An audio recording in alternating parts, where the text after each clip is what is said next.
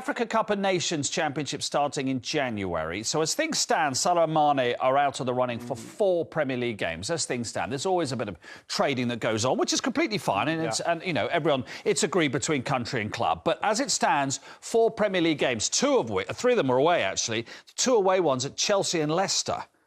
So they will want to do as much negotiating as they can, Liverpool. Chelsea and Liverpool might lean on to whichever FA it is to try and keep Mendy for Chelsea and Salah and Mane for Liverpool. This is not to say they miss games, just to misses the camp. This is a bit of the camp. Yeah, and for us, just talking about it, and you know, everything's going to change, like you said, in this conjecture. But at least it gives them, after that Chelsea game, if both parties agreed and the FA's agreed, that they've then got 7 days before, I think it's Senegal and Egypt's first game in the African Cup of Nations.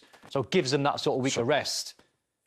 It's just if they don't get them, Liverpool, that's going to hinder them massively. It's just disruption, isn't it? For Klopp and taking the best. It's just disruption. That's all it is. And how do you deal with that disruption? But you know, you've been doing and whoever you think's their best players, the most important players.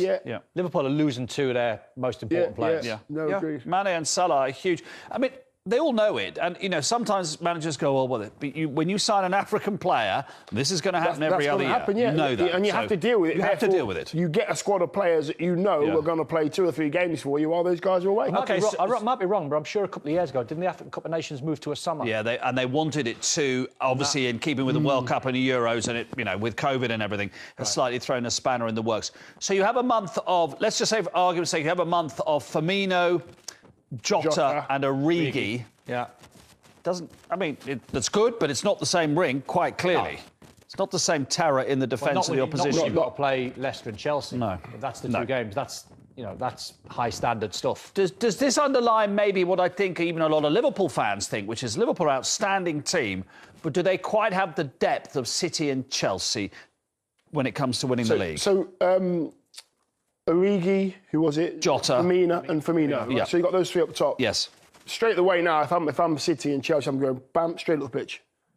You haven't got that pacing behind, so therefore as a defender, I'm thinking, right, get higher up the pitch because they haven't got the lightning pace of Salah and Mane. So therefore, you've changed the way that you have to play now.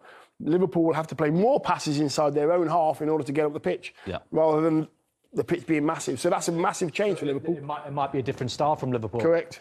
It might be Thiago then stepping up when he's fit. Don't think they lose. Do they lose Naby Keita? Not sure.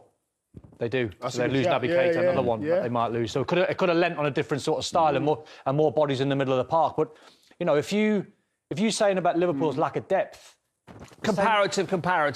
City. Comparative to City and Chelsea. But then if I threw it back at you, who's City's best 2 players, and who are 2 players you might say? It could be anyone. You could say Ruben Diaz and Phil Foden if you want. If they lost those 2, that's going to hurt them. If you lost a couple of Chelsea's, you know, if you lost, I'd say Andreas Christensen and Rudiger, for example, that's going to hurt them. So it's going to hurt if you lose big players. I think it's just nothing's going to hurt like Liverpool. Yeah, they've got enough quality. All those teams and squads, there's enough there. They're the biggest losers, though, aren't they? Oh Liverpool? gosh, yes. At the same time as well. Yeah. At the same time. And the hard thing is, if you're Liverpool, you can't just go and sign a couple of players for a month.